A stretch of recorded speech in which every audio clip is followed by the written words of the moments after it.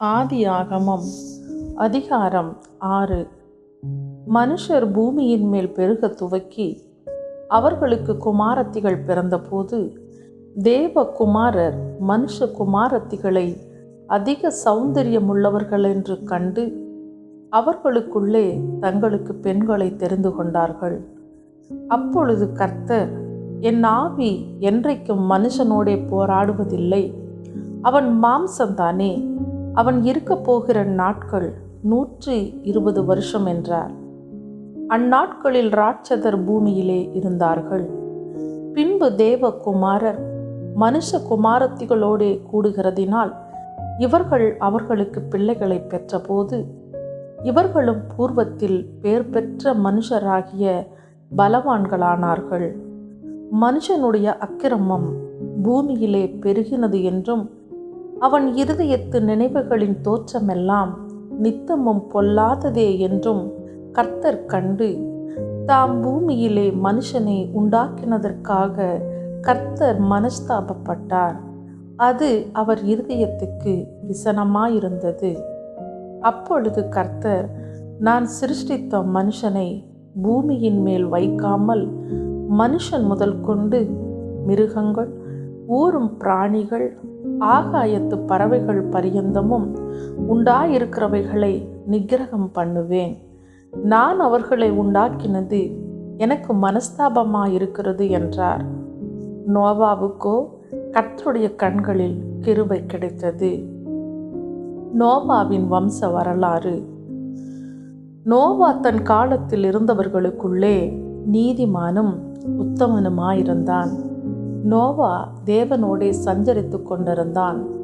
Noah same, com, யாப்பேத் என்னும் 3 குமாரரை பெற்றான். பூமியானது தேவனுக்கு முன்பாக சீர்கெட்டதாயிருந்தது. பூமி கொடுமையினால் நிறைந்திருந்தது. தேவன் பூமியை பார்த்தார், இதோ அது சீர்கெட்டதாயிருந்தது. மாம்சமான யாவரும் பூமியின் மேல் தங்கள் வழியை கெடுத்து கொண்டிருந்தார்கள். அப்பொழுது தேவன் நோவாவை நோக்கி, மாம்சமான யாவரின் முடிவும் எனக்கு முன்பாக வந்தது. அவர்களாலே பூமி கொடுமையினால் நிறைந்தது. நான் அவர்களை பூமியோடும் கூட அழித்து போடுவேன். நீ கொப்பேர் மரத்தால் உனக்கு ஒரு பேழையை உண்டாக்கு. அந்த பேழையிலே அறைகளை உண்டு பண்ணி அதை உள்ளும் புறம்புமாக கீழ் பூசு. நீ அதை பண்ண வேண்டிய விதம் என்னவென்றால், பேழையின் நீளம் 300 முழமும் அதன் அகலம் 50 முழமும் அதன் உயரம் 30 முழமுமாயிருக்க வேண்டும். நீ பேழைக்கு ஒரு ஜன்னலை உண்டு பண்ணி மேல் தட்டுக்கு 1 முழ தாழ்த்தியிலே அதை செய்து முடித்து பேழையின் கதவை அதன் பக்கத்தில் வைத்து கீழ் அறைகளையும் 2ஆம் தட்டின் அறைகளையும் 3ஆம் தட்டின் அறைகளையும் பண்ண வேண்டும். வானத்தின் கீழே ஜீவ சுவாசமுள்ள சகல மாம்ச ஜந்துக்களையும் அழிக்க நான் பூமியின் மேல் ஜலப்பிரளயத்தை வரப்பண்ணுவேன். பூமியில் உள்ள யாவும் மாண்டு போம்.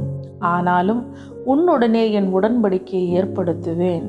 நீயும் உன்னோடு கூட உன் குமாரரும் உன் மனைவியும் உன் குமாரரின் மனைவிகளும் பேழைக்குள் பிரவேசியுங்கள். சகலவித மாம்சமான ஜீவன்களிலும் ஆணும் பெண்ணுமாக வகை ஒன்றுக்கு ஒவ்வொரு ஜோடு உன்னுடன் உயிரோடே காக்கப்படுவதற்கு பேழைக்குள்ளே சேர்த்துக்கொள். ஜாதி ஜாதியான பறவைகளிலும் ஜாதி ஜாதியான மிருகங்களிலும் பூமியில் உள்ள சகல ஜாதி ஜாதியான ஊரும் பிராணிகளிலும் வகை ஒன்றுக்கு ஒவ்வொரு ஜோடு உயிரோடே காக்கப்படுவதற்கு உன்னிடத்திலே வரக்கடவது.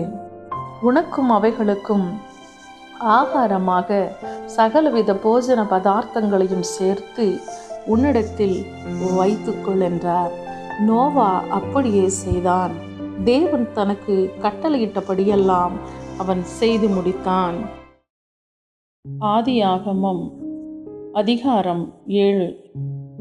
கர்த்தர் நோவாவை நோக்கி, நீயும் உன் வீட்டார் அனைவரும் பேழைக்குள் பிரவேசியுங்கள். இந்த சந்ததியில் உன்னை எனக்கு முன்பாக நீதிமானாக கண்டேன். பூமியின் மீதெங்கும் வித்தை உயிரோடே காக்கும் பொருட்டு நீ சுத்தமான சகல மிருகங்களிலும் ஆணும் பெண்ணுமாக 7 ஜோடும், சுத்தமல்லாத மிருகங்களில் ஆணும் பெண்ணுமாக ஒவ்வொரு ஜோடும், ஆகாயத்து பறவைகளிலும் சேவலும் பேடுமாக 7 ஜோடும் உன்னிடத்தில் சேர்த்துக்கொள்.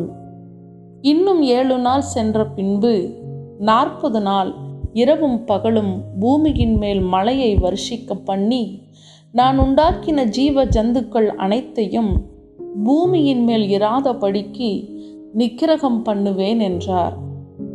நோவா தனக்கு கர்த்தர் கட்டளையிட்டபடியெல்லாம் செய்தான். ஜலப்பிரளயம் பூமியின் மேல் உண்டான போது நோவா 600 வயதாயிருந்தான். ஜலப்பிரளயத்துக்கு தப்பும்படி நோவாவும் அவனுடனே கூட அவன் குமாரரும் அவன் மனைவியும் அவன் குமாரரின் மனைவிகளும் பேழைக்குள் பிரவேசித்தார்கள். தேவன் நோவாவுக்கு கட்டளையிட்டபடியே சுத்தமான மிருகங்களிலும் சுத்தமல்லாத மிருகங்களிலும் பூமியின் மேல் ஊறும் பிராணிகள் எல்லாவற்றிலும் ஆணும் பெண்ணும் ஜோடு ஜோடாக நோவாவிடத்தில் பேழைக்கு உட்பட்டன. 7 நாள் சென்ற பின்பு பூமியின் மேல் ஜலப்பிரளயம் உண்டாயிற்று. நோவாவுக்கு 600ஆம் வயதாகும் வருஷம் 2ஆம் மாதம் 17ஆம் தேதியாகிய அந்நாளிலே மகா ஆழத்தின் ஊற்றுக்கண்களெல்லாம் பிளந்தன, வானத்தின் மதகுகளும் திறவுண்டன. 40 நாள் இரவும் பகலும் பூமியின் மேல் பெருமழை பெய்தது.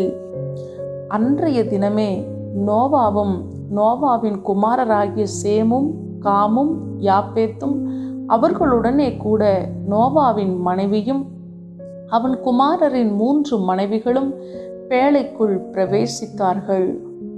அவர்களோடு ஜாதி ஜாதியான சகலவித காட்டு மிருகங்களும் ஜாதி ஜாதியான சகலவித நாட்டு மிருகங்களும் பூமியின் மேல் ஊறுகிற ஜாதி ஜாதியான சகலவித ஊரும் பிராணிகளும் ஜாதி ஜாதியான சகலவித பறவைகளும் பலவிதமான சிறகுகளுள்ள சகலவித பட்சிகளும் பிரவேசித்தன.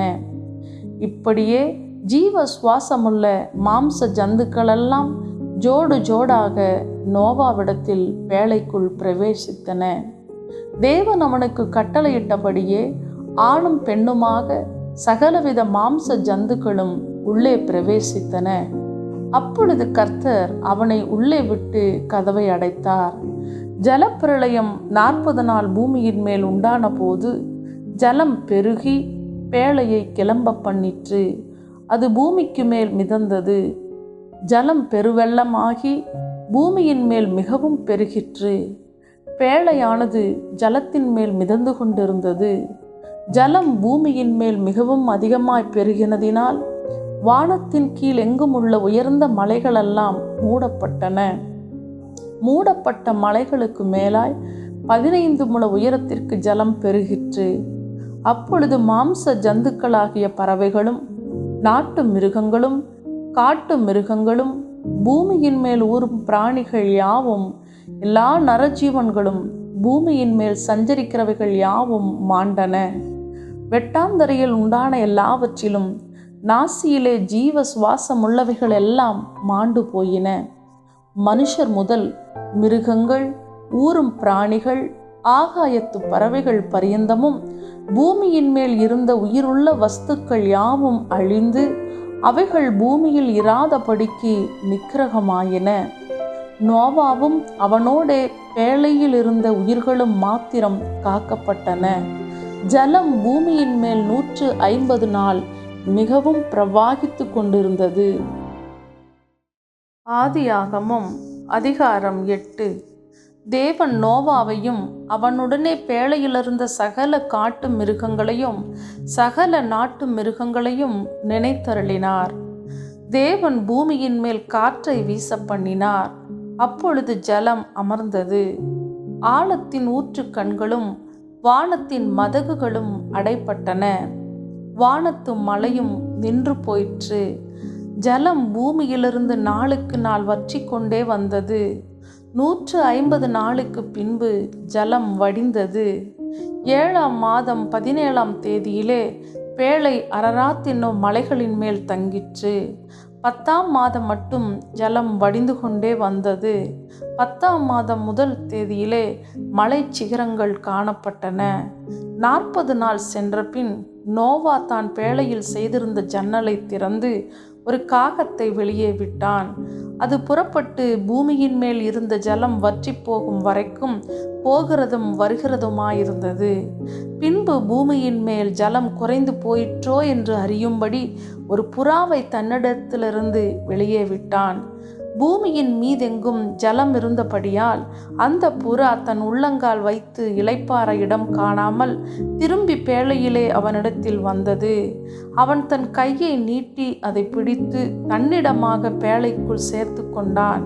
பின்னும் 7 நாள் பொறுத்து மறுபடியும் புறாவை பேழையிலிருந்து வெளியே விட்டான்.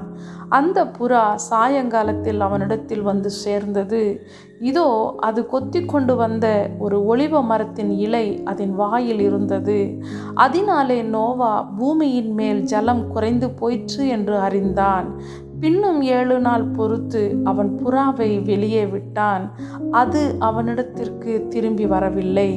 அவனுக்கு 601 வயதாகும் வருஷத்தில் முதல் மாதம் முதல் தேதியிலே பூமியின் மேல் இருந்த ஜலம் வற்றி போயிற்று. நோவா பேழையின் மேல்தட்டை எடுத்து பார்த்தான். பூமியின் மேல் ஜலம் இல்லாதிருந்தது. 2ஆம் மாதம் 27ஆம் தேதியிலே பூமி காய்ந்திருந்தது.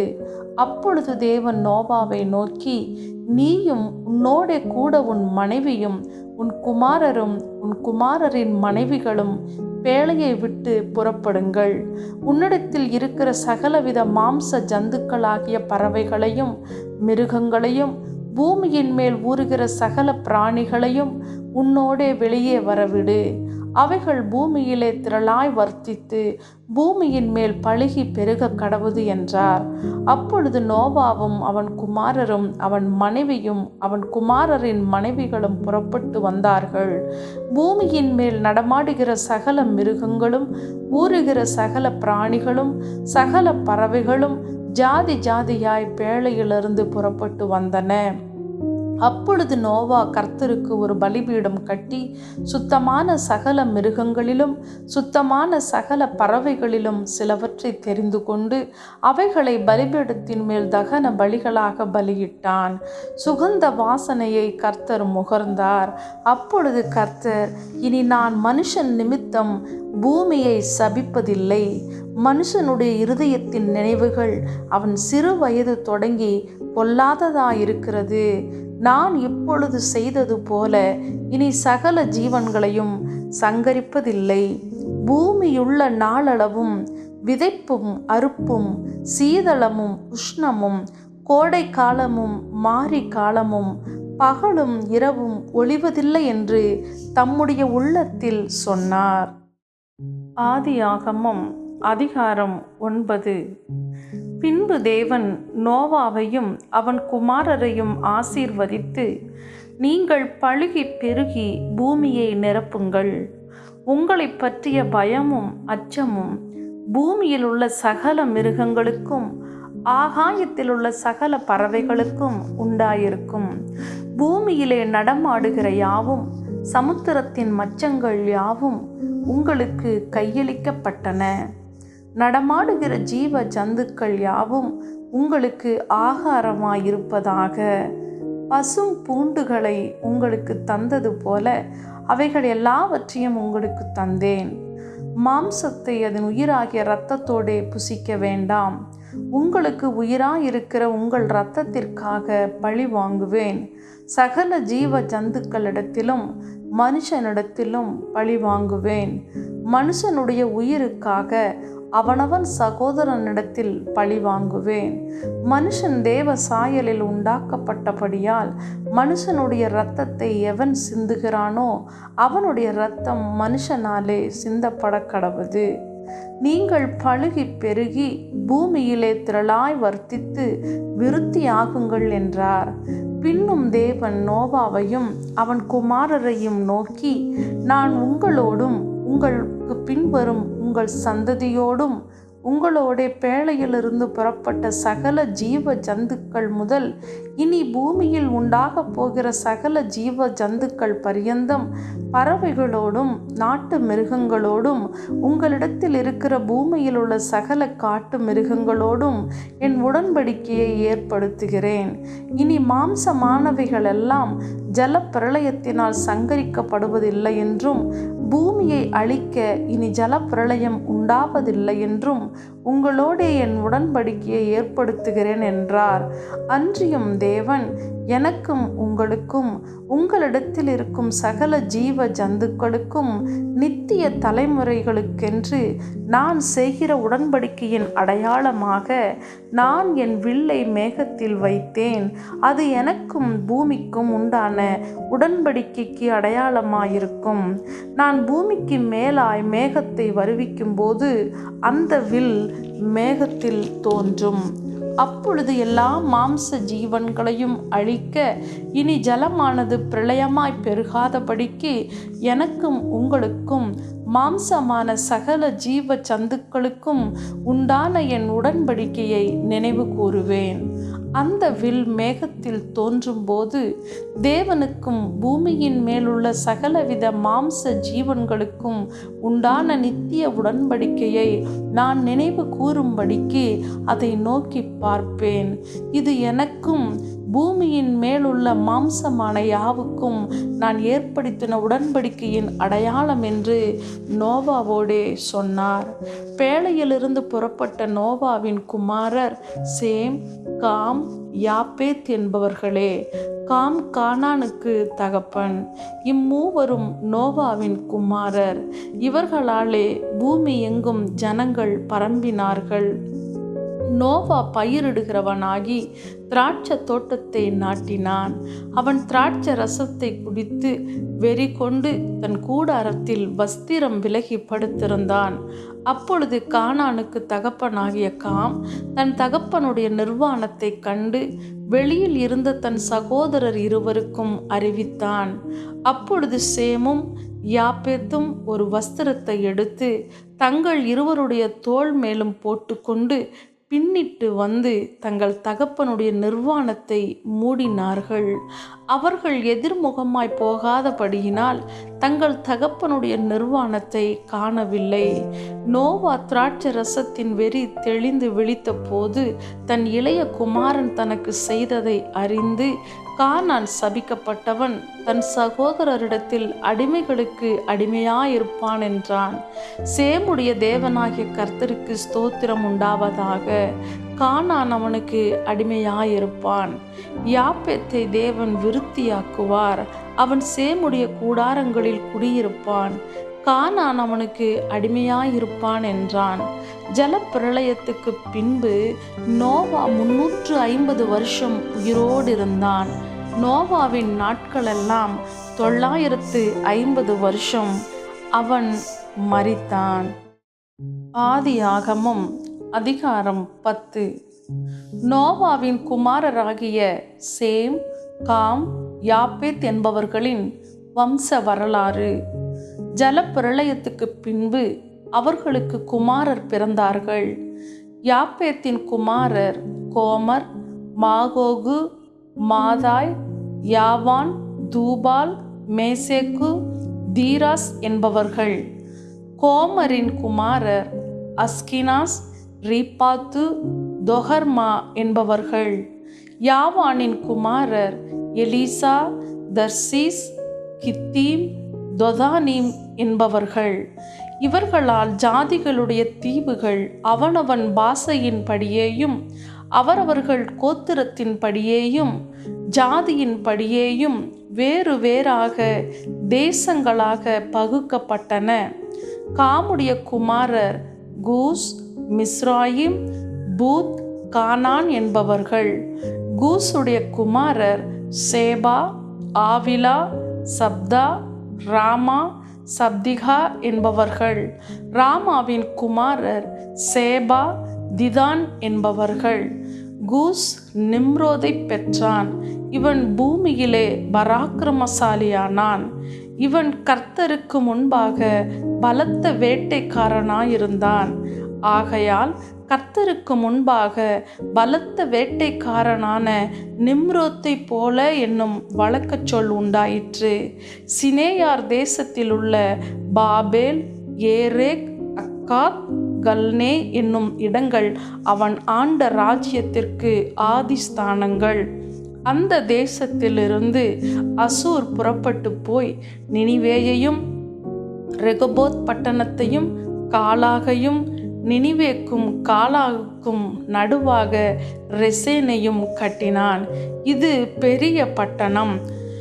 மிஸ்ராயிம் லூதீமையும் அனாமீமையும் லெஹாபீமையும் நப்தூகீமையும் பத்ரூசீமையும் பெலிஸ்தரின் சந்ததிக்கு தலைவனாகிய கஸ்லூகீமையும் கப்தொரீமையும் பெற்றான்.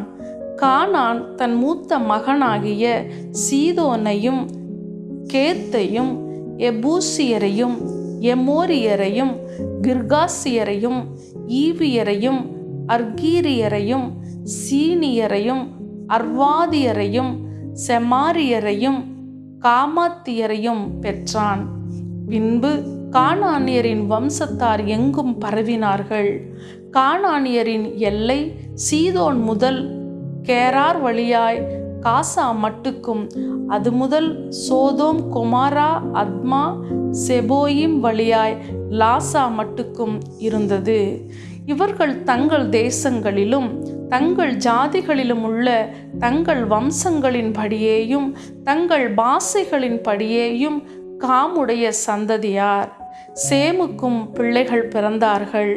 அவன் ஏபேருடைய சந்ததியார் எல்லாருக்கும் தகப்பனும் மூத்தவனாகிய யாப்பேத்துக்கு தம்பியுமாயிருந்தான். சேமுடைய குமாரர் ஏலாம், அசூர், அர்பக்சாத், லூத், ஆராம் என்பவர்கள். ஆராமுடைய குமாரர் ஊத்ஸ், கூல், கேத்தேர், மாஸ் என்பவர்கள். அர்பக்சாத் சாலாவை பெற்றான். சாலா ஏபேரை பெற்றான். ஏபேருக்கு 2 குமாரர் பிறந்தார்கள்.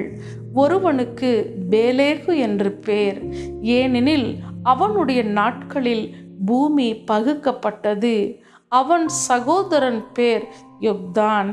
யொக்தான் அல்மோதாதையும் சாலேப்பையும் அசர்மாவேதையும் யோராகையும் அதோராமையும் ஊசாலையும் திக்லாவையும் ஓபாலையும் அபிமாவேலையும் சேபாவையும் ஓப்பீரையும் ஆவிலாவையும் யோபாபையும் பெற்றான்.